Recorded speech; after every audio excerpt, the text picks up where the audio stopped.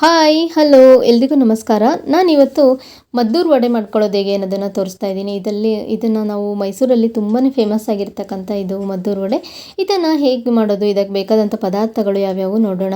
ನಾನಿಲ್ಲಿ 1 ಕಪ್ನಷ್ಟು ಈರುಳ್ಳಿಯನ್ನು ತೊಗೊಂಡಿದ್ದೀನಿ. ಈ ರೀತಿಯಾಗಿ ಚಿಕ್ಕದಾಗಿ ಕಟ್ ಮಾಡ್ಕೊಂಡು ತೊಗೊಂಡಿರ್ತಕ್ಕಂಥದ್ದು. ನೀವು ಬೇಕಂದರೆ ಸ್ಲೈಸಲ್ಲೂ ಕೂಡ ಕಟ್ ಮಾಡ್ಕೊಬೋದು. ಹಾಗೆ 3ರಿಂದ 4 ಹಸಿರು ಮೆಣಸಿಕಾಯಿಗಳನ್ನು ಚಿಕ್ಕದಾಗಿ ಕಟ್ ಮಾಡಿಬಿಟ್ಟು ಸೇರಿಸ್ತಾ ಇದ್ದೀನಿ. ಹಾಗೆ 2 ಬೆಳ್ಳುಳ್ಳಿ ಗಡ್ಡೆಗಳನ್ನು ಸ್ವಲ್ಪ ಜಜ್ಜಿಬಿಟ್ಟು ಸೇರಿಸ್ಕೊತಾ ಇರ್ತಕ್ಕಂಥದ್ದು. 2 ಟೇಬಲ್ ಸ್ಪೂನ್ನಷ್ಟು ಕೊತ್ತಂಬರಿ ಸೊಪ್ಪು, 1 ಟೇಬಲ್ ಸ್ಪೂನ್ನಷ್ಟು ಕರ್ಬೇವಿನ ಸೊಪ್ಪು, ಹಾಗೆ ಅರ್ಧ ಟೇಬಲ್ ಸ್ಪೂನ್ನಷ್ಟು ಜೀರಿಗೆ. ಹಾಗೆ ನಾನಿಲ್ಲಿ 3ರಿಂದ 4 ಟೇಬಲ್ ಸ್ಪೂನ್ನಷ್ಟು ಶೇಂಗಾ ಬೀಜವನ್ನು ಹುರಿದ್ಬಿಟ್ಟು ಸ್ವಲ್ಪ ತರಿಯಾಗಿ ರುಬ್ಕೊಂಡು ಸೇರಿಸ್ಕೊತಾ ಇದ್ದೀನಿ. ಹಾಗೆ ಅಚ್ಕಾರದ ಪುಡಿ ಮತ್ತು ರುಚಿಗೆ ತಕ್ಕಷ್ಟು ಉಪ್ಪನ್ನು ಕೂಡ ಸೇರಿಸ್ಬಿಟ್ಟು ಒಮ್ಮೆ ಒಂದು ಸಲ ಈ ರೀತಿಯಾಗಿ ನಾವು ಡ್ರೈ ಮಿಕ್ಸ್ ಮಾಡ್ಕೋಬೇಕಾಗತ್ತೆ.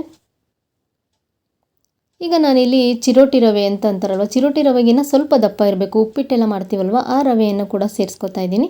1 ಕಪ್ನಷ್ಟು ಮೈದಾ ಹಾಗೂ ಅರ್ಧ ಕಪ್ನಷ್ಟು ಅಕ್ಕಿ ಹಿಟ್ಟು, ಇದಿಷ್ಟನ್ನು ಕೂಡ ಸೇರಿಸ್ಕೊಂಡು ಒಂದು ಸಲ ಹಾಗೆ ಚೆನ್ನಾಗಿ ಮಿಕ್ಸ್ ಮಾಡ್ಕೋಬೇಕಾಗತ್ತೆ. ನಾನಿಲ್ಲಿ 2 ಟೇಬಲ್ ಸ್ಪೂನ್ನಷ್ಟು ಬಿಸಿಯಾಗಿರ್ತಕ್ಕಂಥ ಎಣ್ಣೆಯನ್ನು ಕೂಡ ಸೇರಿಸ್ಕೊತಾ ಇದ್ದೀನಿ.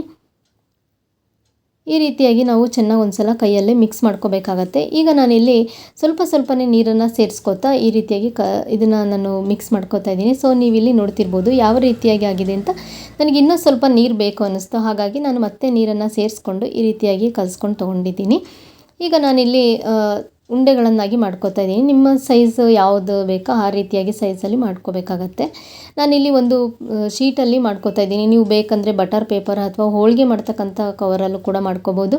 ಹಾಗೆ ಬಾಳೆ ಎಲೆಯಲ್ಲೂ ಕೂಡ ನೀವು ಬೇಕಂದರೆ ಮಾಡ್ಕೋಬೋದು. ನಾನಿಲ್ಲಿ ಈ ರೀತಿಯಾದಂತಹ ಶೀಟಲ್ಲಿ ಈ ರೀತಿಯಾಗಿ ತಟ್ಕೊಂಡು ತೋರಿಸ್ತಾ ಇದ್ದೀನಿ.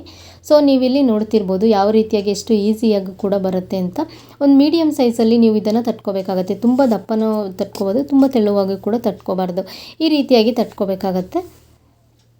ಈಗ ನಾನಿಲ್ಲಿ ಎಣ್ಣೆ ಎಲ್ಲ ಬಿಸಿ ಆಗ್ತಿದ್ದಾಗೇ ಸ್ಟವ್ನ ಮೀಡಿಯಮ್ ಫ್ಲೇಮಲ್ಲಿ ಇಟ್ಬಿಟ್ಟು ಮದ್ದೂರು ವಡೆಯನ್ನು ನಾನು ಫ್ರೈ ಮಾಡ್ಕೋತಾ ಇರ್ತಕ್ಕಂಥದ್ದು. ಸೊ ನೀವಿಲ್ಲಿ ನೋಡ್ತಿರ್ಬೋದು ಒಂದು ಸೈಡ್ ನಾವು ಸ್ವಲ್ಪ ಬೇಯ್ತಿದ್ದಾಗೆ ನಾವು ಇನ್ನೊಂದು ಸೈಡಲ್ಲೂ ಕೂಡ ನಾನಿಲ್ಲಿ ಮಗುಚಿ ಹಾಕ್ಕೋತಾ ಇದ್ದೀನಿ. ಸೊ ನೀವಿಲ್ಲಿ ನೋಡ್ತಿರ್ಬೋದು ಯಾವ ರೀತಿಯಾಗಿ ಫ್ರೈ ಆಗಿದ್ದಾಯಿತು ಅಂತ. ಸೊ ನೋಡಿದ್ರಿ ಅಲ್ವಾ, ಕಂಪ್ಲೀಟ್ ಆದ ಮದ್ದೂರು ವಡೆ ಎಲ್ಲ ಯಾವ ರೀತಿಯಾಗಿ ಮಾಡೋದು ಅನ್ನೋದನ್ನು ತೋರಿಸಿದ್ದೀನಿ. ನಾನು ಮಾಡೋ ವಿಡಿಯೋ ನಿಮಗೆ ಇಷ್ಟ ಆದರೆ ಪ್ಲೀಸ್ ಒಂದು ಲೈಕ್ ಮಾಡಿ, ನಿಮ್ಮ ಫ್ರೆಂಡ್ಸ್ ಫ್ಯಾಮಿಲಿ ಮೆಂಬರ್ಸ್ಗೆಲ್ಲ ಶೇರ್ ಮಾಡಿ, ನೀವು ಟ್ರೈ ಮಾಡಿ. ಹಾಗೆ ಸಬ್ಸ್ಕ್ರೈಬ್ ಮಾಡ್ಕೊಳ್ಳೋದನ್ನು ಮರಿಬೇಡಿ. Thank you.